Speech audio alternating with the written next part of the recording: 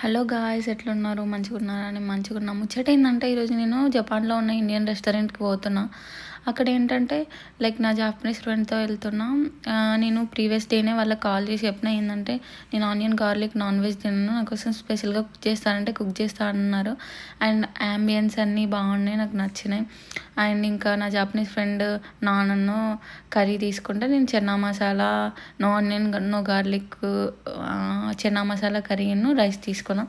Ambience అన్నీ బాగుండే, అట్లా ఎక్స్ప్లోర్ చేసేసి ఇంకా ఫస్ట్ ఇక్కడ మనం జపాన్లో ఏదైనా ఆర్డర్ చేస్తే ఫస్ట్ సాలడ్ ఇస్తారు, లైక్ వెజిటేబుల్ సాలడ్ ఇస్తారు, తర్వాత ఫుడ్ సర్వ్ చేస్తారు.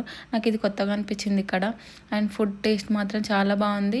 ఇక్కడ ఇంకేంటంటే స్పైస్ లెవెల్స్ ఉంటాయి, 1 2 3 4 5 6 అలా మనం చూస్ చేసుకోవాలి, 1 నుంచి 6 వరకు. మనం చూస్ చేసుకుంటే వాళ్ళు దాన్ని బట్టి వాళ్ళు స్పైసెస్ వేసేసి కర్రీ కుక్ చేసి మనకి ఇస్తారు.